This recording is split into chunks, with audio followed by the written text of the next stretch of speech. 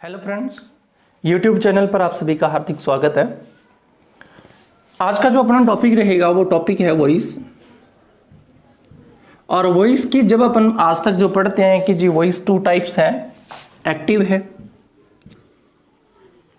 और सेकंड उसका पैसिव है। कि वॉइस जो है वो टू टाइप्स की हैं, एक्टिव और पैसिव। यहां एक छोटा सा सेंटेंस लेते हैं अपन। हमने लिखा Ram played football and second sentences इसको अपन जब पैसिव में लिखते हैं तो फुटबॉल इज प्लेड। ये सेकंड सेंटेंसेस हो गया इसका। अब देखिए सबसे इंपॉर्टेंट बात क्या है कि अपन प्रॉब्लम कहां अपने लिए फेस अपन करते हैं कि यदि आप अपने एक्टिव की बात करें कि राम ने फुटबॉल खेली और सेकंड के अंदर आपने कहा कि जो फुटबॉल जो है वो राम के द्वारा खेली गई। इट्स ओके, दोनों का अर्थ सेम है। लेकिन यदि अपने स्ट्रक्चर की बात करें तो दोनों की एक सेंटेंस स्ट्रक्चर अलग है लेकिन अर्थ सेम है। आखिर ऐसा क्यों है? हम एक्टिव से पैसिव में क्यों बदलते हैं? कारण क्या है कि जो सेंटेंस एक्टिव में लिखा गया उसे पैसिव में बदलने की आखिर जरूरत क्यों पड़ी? और जब तक ये चीज हमारे समझ में नहीं आती तो हम इंग्लिश के अंदर किसी भी सेंटेंस को ट्रांसलेट करना हमारे लिए काफी मुसीबत हो जाता है। तो आज अपन चर्चा करेंगे कि एक्टिव से पैसिव क्यों है, क्यों बनाया जाता है और इसमें कितने प्रकार के क्वेश्चंस जो है वो एग्जाम के अंदर रहते हैं।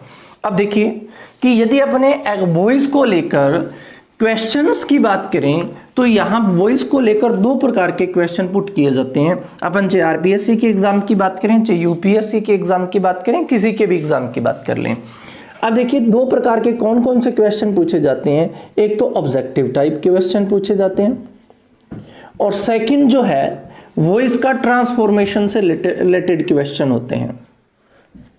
ट्रांसफॉर्मेशन, अब ये दोनों अलग अलग हैं कि वॉइस के अंदर दो प्रकार के क्वेश्चन बनते हैं। एक तो ऑब्जेक्टिव टाइप क्वेश्चन बनते हैं, एक ट्रांसफॉर्मेशन के क्वेश्चन बनते हैं। यदि अपन आरपीएससी की बात करें या अपन यूपीएससी की बात करें या किसी अदर एग्जाम बोर्ड की अपन बात करें, ठीक है, या स्कूल्स की अपने बात करें या कॉलेज लेवल की बात करें, तो वहां जो पैसिव को लेकर क्वेश्चन पूछे जाते हैं ना वो ट्रांसफॉर्मेशन को लेकर पूछे जाते हैं। अब यदि अपने ऑब्जेक्टिव टाइप की बात कर लें, इसके अंदर हमारा आरपीएससी भी क्वेश्चन पूछ लेता है, यूपीएससी भी पूछ लेता है और इसी ऑब्जेक्टिव टाइप के अंदर वो सेंटेंस को एरर देकर, सेंटेंस में एरर देकर वो क्वेश्चन जो है वो बैंकिंग के लिए बन जाते हैं, अब वो एसएससी के लिए बन जाते हैं, वो एयरफोर्स के लिए बन जाते हैं, ठीक है, या किसी अदर एग्जाम के लिए बन जाते हैं। अब देखिए कि ऑब्जेक्टिव टाइप क्वेश्चन, सबसे पहले तो अपन चर्चा ये करेंगे कि आखिर वॉइस के अंदर एक्टिव से पैसिव में बदलने की जरूरत क्या है, हम क्यों बदलते हैं। अब देखिए तीन कारण है जिसके कारण जो है वो हम सेंटेंसेस के अंदर जो एक एक्टिव सेंटेंस है उसको हम पैसिव में बदलते हैं। सबसे पहले हमें करना क्या है, समझने वाली बात यह है कि एक तरफ अपन एक्टिव लिख लें और एक तरफ पैसिव। अब एक्टिव सेंटेंसेस के अंदर सबसे एक नंबर पे आता है कि एक्टिव पैसिव क्यों लिखा जाता है कि यदि आपका सब्जेक्ट जो है वो नॉन है, सब्जेक्ट हमारा क्या है, नॉन है, यदि आपका सब्जेक्ट जो है वो नॉन है तो उसे हमेशा एक्टिव सेंटेंस में लिखा जाता है। और यदि आपका जो सब्जेक्ट जो है और आपका सब्जेक्ट यदि अननोन है तो अननोन सब्जेक्ट यदि है उस सेंटेंस की जो ट्रांसफॉर्मेशन या ट्रांसलेशन की बात करें तो वो ट्रांसलेशन सिर्फ और सिर्फ पैसिव में होगा, एक्टिव में नहीं हो सकता। अब सेकंड बात, हमें पता कैसे चलेगा कि इसमें सब्जेक्ट है और इसमें सब्जेक्ट नहीं है। आपने करना क्या है, आपके पास जो भी वर्ब है उस वर्ब से क्वेश्चन कीजिएगा हु का। वर्ब से क्वेश्चन किसका करें, हु का क्वेश्चन जब करेंगे और हु का क्वेश्चन करने पर आपको जो भी आंसर मिलेगा वो आंसर आपका सब्जेक्ट होगा। वो आंसर आपका क्या होगा, सब्जेक्ट होगा। और यदि आपको वर्ब से क्वेश्चन करने पर हु का आपको आंसर नहीं मिलता, इट मीन्स वहां सब्जेक्ट जो है वो नहीं है। और यदि सब्जेक्ट नहीं है ना, तो वो सेंटेंस किस में रहेगा, पैसिव में रहेगा। अब यहां पर दो सेंटेंसेस की बात करते हैं।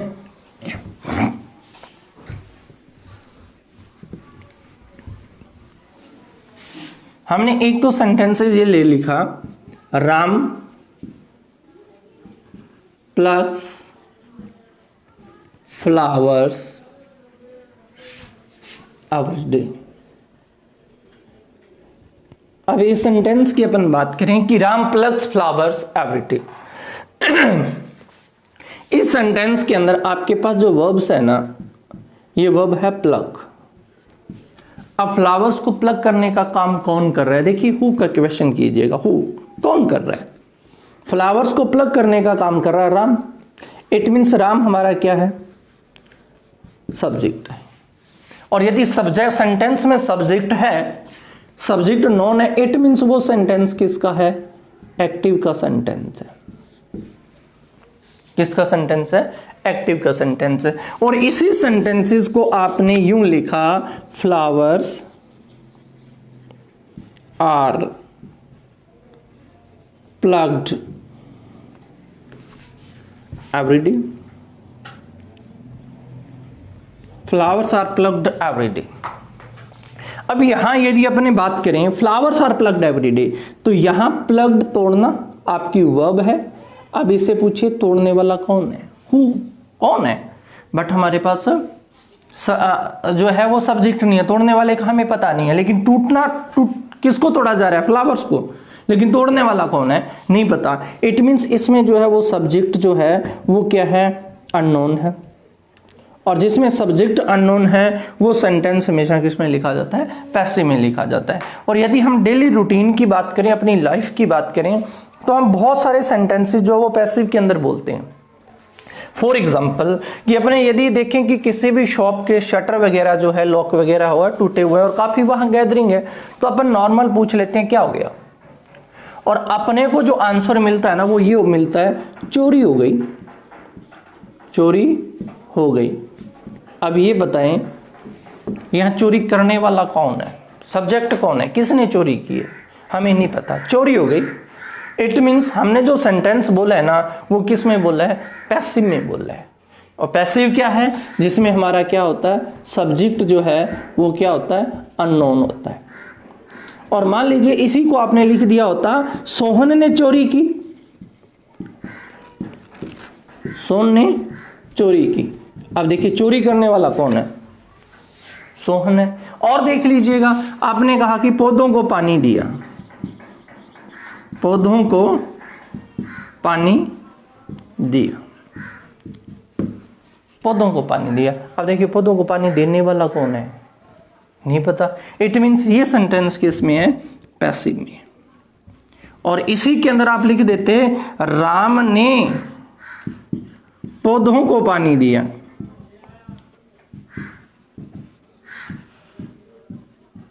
अब राम ने पौधों को क्या दिया, पानी दिया। इट मीन्स यहां पौधों को पानी देने वाला कौन है, राम है।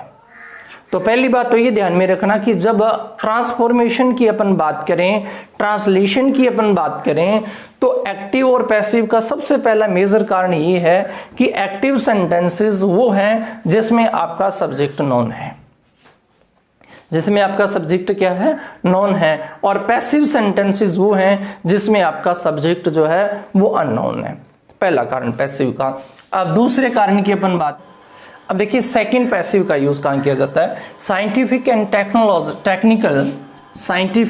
टेक्निकल राइटिंग जितनी भी है वो सारी की सारी पैसिव में लिखी जाती है।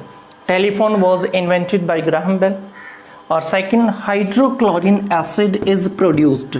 हाइड्रोक्लोरिन जो एसिड जो है वो कैसे बनता है, when hydrogen and chlorine are mixed. आप देखिए टेक्निकली लैंग्वेज है, साइंटिफिकली जो लैंग्वेज है वो सारी की सारी पैसिव में लिखी जाती है।